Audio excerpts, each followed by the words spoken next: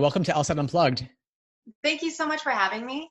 Yeah, thanks for joining. So I was really interested to chat with you. I came across you on YouTube, and then as we had a conversation, we discovered that you had actually used my website, the LSAT blog, back when you were studying and going to law school. Yes, I did. In that moment, I was so nervous to start embarking on the whole journey that I was like Googling like a madman, trying to find anything, any sort of resources that would help me like know what to expect when I got to law school. That's cool. I'm glad that we actually connected now in person, live at least. And so I'm curious to hear a bit about your law school admissions journey. What was your LSAT journey like? What was your application process like?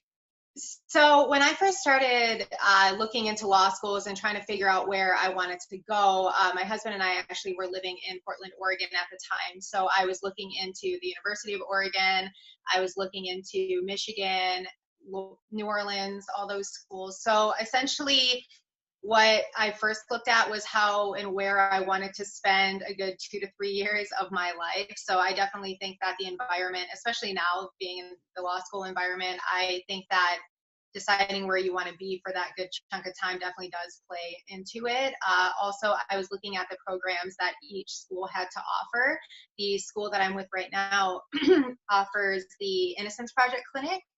So that is something that I have been interested in ever since I started undergrad even. So the fact that I actually saw that on the school website and I was able to become involved in it is insane to me. So when I started the whole law school journey, obviously the first thing to do was to register for my LSAT, which when I was an undergrad, I had a friend that had taken a LSAT prep course, and I did not take an LSAT prep course. I, at this moment, wish that I had, to be honest with you, but I wasn't really sure how to go about it.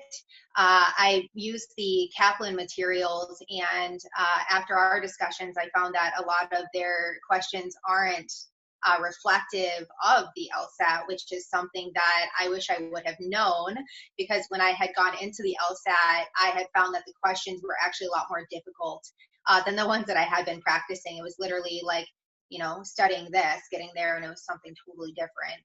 So I would recommend to anyone now looking back, I mean, I love my journey and where I am right now, but I would definitely recommend taking an LSAT prep course if you can definitely manage it. So whenever I got my LSAT scores back, I had applied to schools, and there was an average. I had a really good GPA coming out of my master's program and my undergrad program, so I was hoping that that would kind of cushion the blow a little bit, because my LSAT scores weren't exactly where I wanted them to be. I had taken the test 3 times, and I had actually prepared a lot for them, but I believe that if I would have taken an LSAT prep course, I definitely would have been a lot more focused and known, what I needed to focus on. So I had found that when I had applied to schools, it was the same process as, applying to undergrad, except throwing in this LSAT score, as well as you want to make sure you have good recommendations from your professors. I was fortunate enough to have some recommendations from previous employers who were prosecutors, the public defenders. Definitely while you're in school, making sure that you have the connections and the experience, because a lot of law schools, that's really what they're looking for.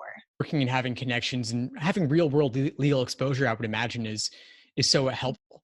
Now, you mentioned the Innocence Project. For those who aren't aware, can you share a little bit about what that is and what your experience there is like?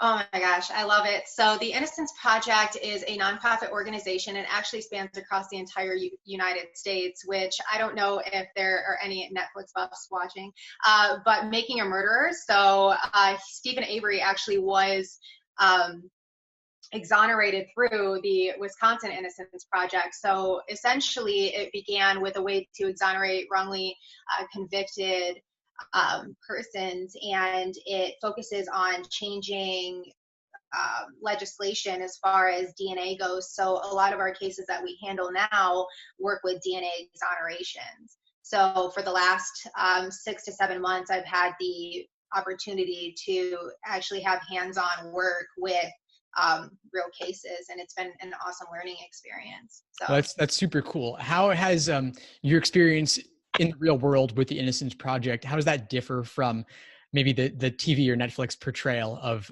or just in general, the media portrayal of these sorts of things? It's a lot more work than it looks like.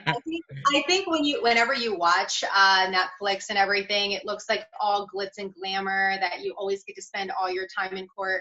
When in actuality, pushing a case through the court system, it takes a lot longer than people realize, and it definitely is a lot of work behind the scenes. Because we get tons and tons. So think of how long a case can go between start to finish. You have all these appeals, you have all this paperwork, and essentially it gets dropped on your desk, and it's like, okay, it's up to you to go through this, and I need you to find something that we can work with and that we can actually bring to court.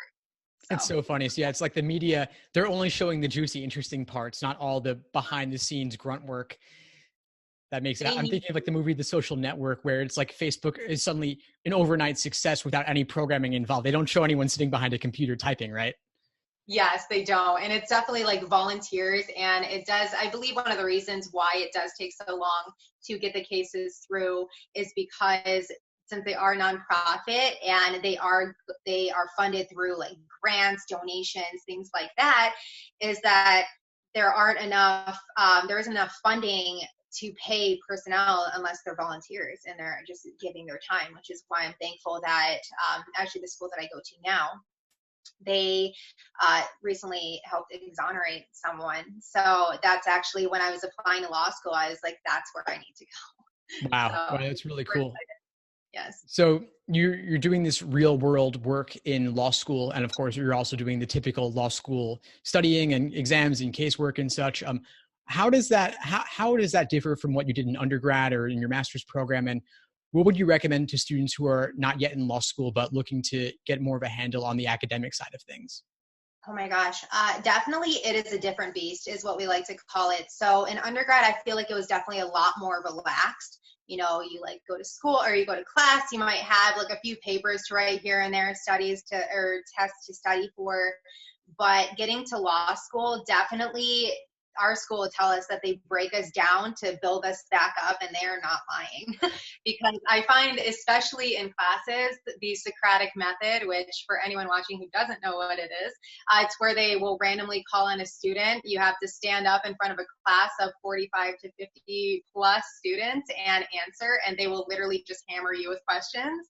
So my biggest advice is to say, get comfortable with being uncomfortable, because I am getting ready to graduate in a few months and I still have moments where I get butterflies in my stomach.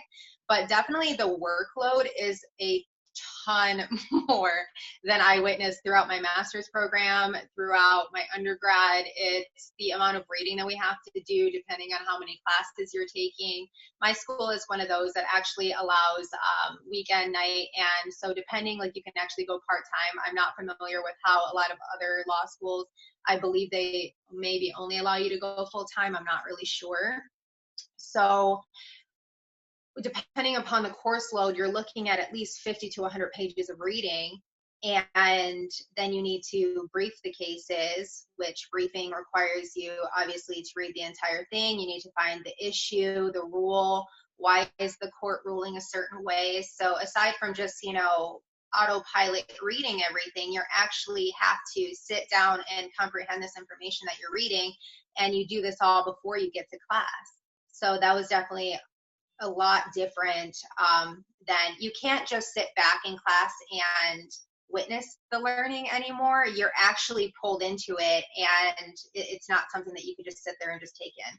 Well, the Socratic method, it almost sounds like it's hazing a bit, but it's also forcing you to really engage, right? You can't be asleep during that. No, you can't. And it's to be honest, I had the worst anxiety during my first term of school because, I had, let's see, so when I had graduated undergrad, it was in 2009. So I started back up at law school in 2017. So I had that good chunk of time between actually physically being in school, because I did get my master's online. So when you're put into these stressful situations, and I think we hype ourselves up like we're in law school, and then you get called on and you think that you're just gonna get shredded. So I had the worst anxiety through the first probably year that I was at school. But eventually I told myself, even if you get called on, even if you answer wrong, you still have all your fingers, you have all your toes, and you're going to walk out of that classroom the same way you walked in. So it sounds like you got comfortable being uncomfortable. I did. Oh my gosh. There's some stories, especially students that are unprepared in class. Never go to a law school class being unprepared. It is one of the most brutal things that I've seen, and so uncomfortable for everyone that has to witness it as well. So basically the only inoculation against having a massive failure is just be prepared, do the readings, do the assignments so that you will be ready if they call on you. Yes, it is, because it's also like, I feel like it ties in so much else to a lot of other things besides like just being or appearing smart in class. Those professors, they talk. And so if you're known as that student in class that is not prepared or, doesn't do the work, they're going to they're going to talk about you, and then they're not going to want to recommend you for, maybe a position that came open. So that's something that you want to be mindful of from the first day you walk through those doors. So you just have to basically be actively engaged and do the work, but Yes. you can't kind of sit in the back of the room the way you might have an undergrad. No, because they will find you. They can tell who's paying attention and who's not. Of course. Now, is this the Socratic method? Is this something that could come up in any law school class, like Civ Pro, Con Law, tax law, crim? Like, could it come up in any of those? Definitely. I think a lot of it depends on the professor as well, because I know that at my school, some professors aren't as, I guess you say, harsh as other ones are. Some professors prefer to brief their own cases. So I think it depends. And I have seen, unfortunately, that some students with those professors that maybe don't come off as harsh to students, like students will take advantage of that. And it's an unfortunate thing, but it depends a lot on the professor, but I would say that probably 99% of professors will use the Socratic method. Wow, that's a lot. That's something to definitely expect. So You have to be ready for everything all the time. Yes, it is. And that's why it's like, it definitely, you do feel heightened all the time, because it's never something that you can just like walk into class. Like I still now, like I get butterflies going in, because you never know. Like it's fun, don't get me wrong, but it is something that you're constantly expecting and waiting for. So I'd imagine it's fun to watch all the other people get called on, but then when it's your turn, it's like, uh-oh. Yeah, it's like, I think also too, it's one thing that I had to kind of get through my mind is like, no one likes to feel embarrassed, right? We hate when we don't have the right answer. But think about it. I mean, we've never learned this law before. Everything is new to us. They're obviously years ahead of us in experience, our professors.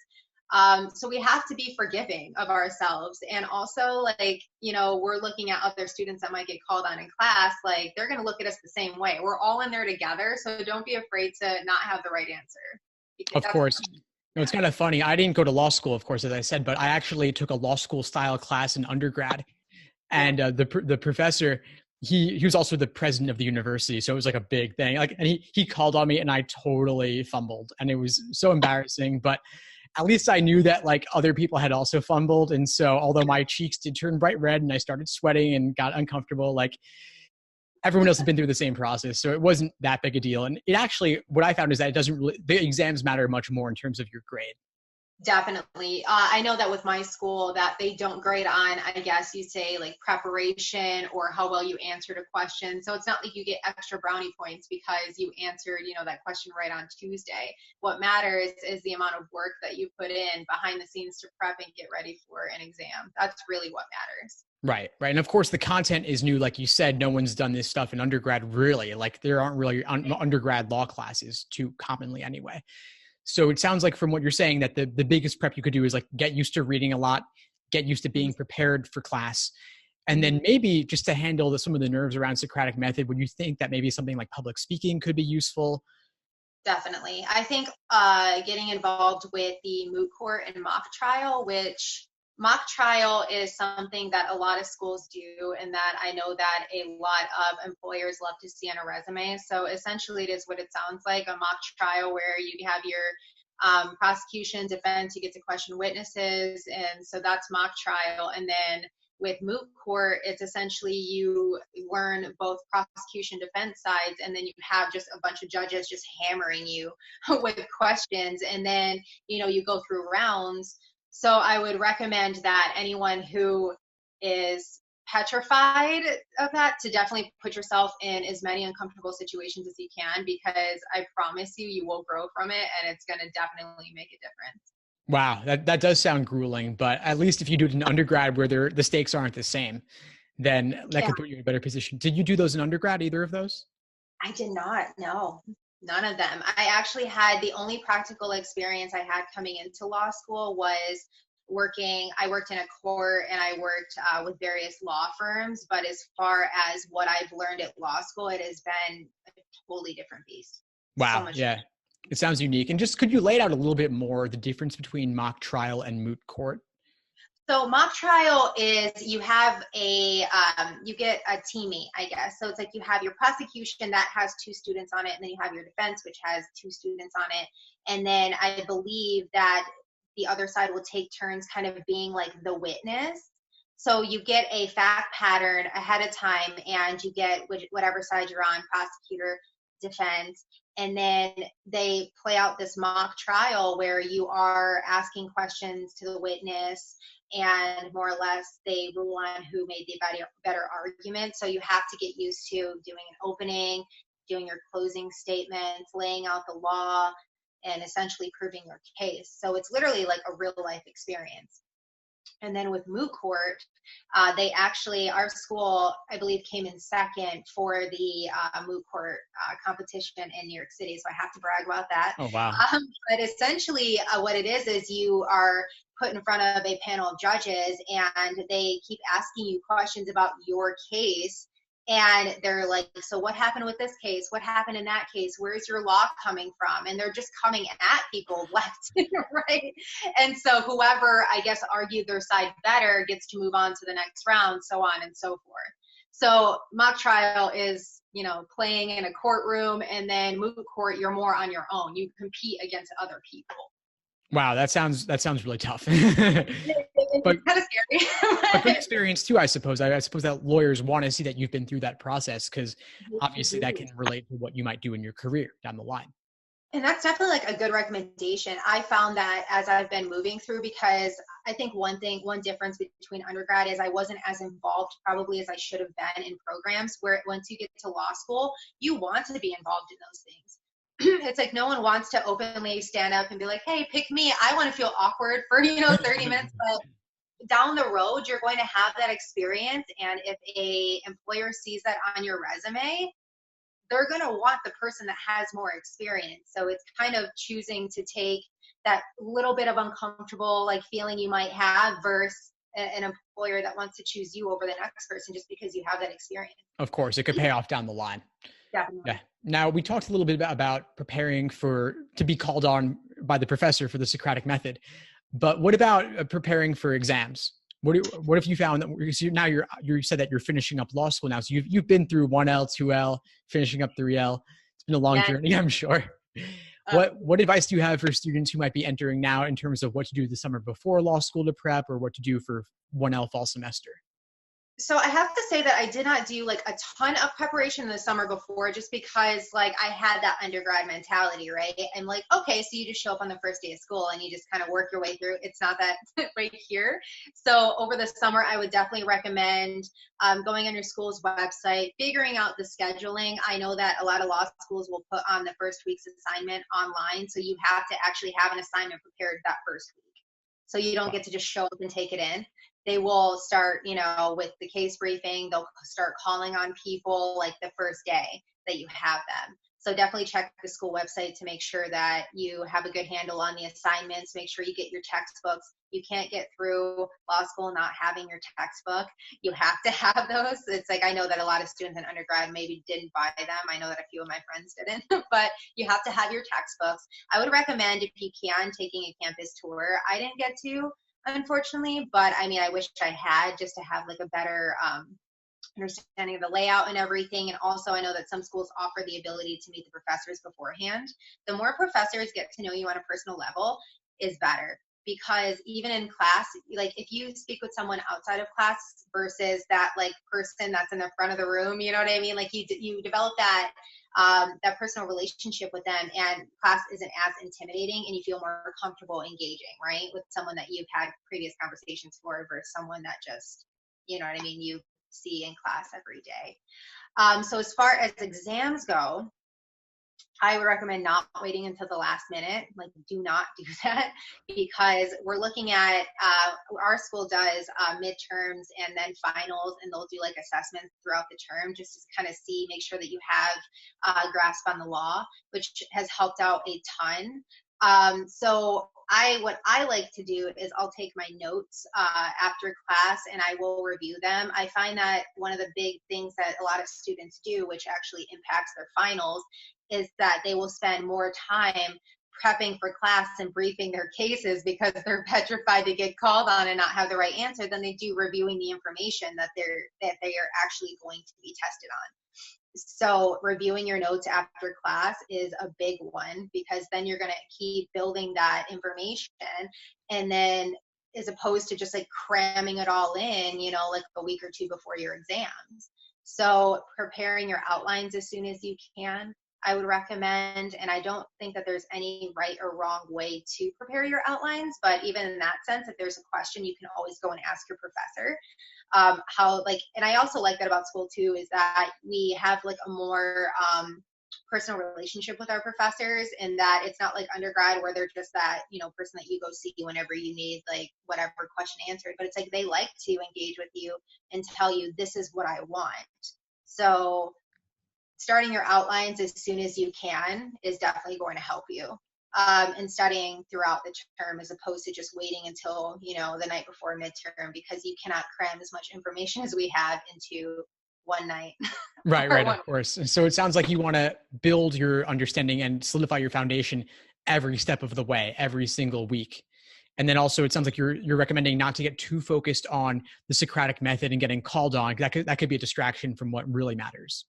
It is like, and I think that that's like one thing that I have learned about myself is that I obviously am always prepared for class, but I spend more time reviewing my material as opposed to, you know what I mean, making sure I know every in and out of every single case, because the way that I see it is that we're not them. So how can we possibly, you know, figure out what questions they're going to ask us? Because I know there's been cases where I know to a T and they ask me something about a test or whatever that I was like, what? So, I mean, as long as you show up and you're prepared and you gave it your best, and you got to kind of let it go. That's all you can do. Just dust off and prep for next time. Yes. Yeah. Awesome, Mia. Well, this has been a lot of fun. Why don't you share a bit about your YouTube channel and what you're doing with it, what you've done, what you will be doing, the best way for folks to connect with you?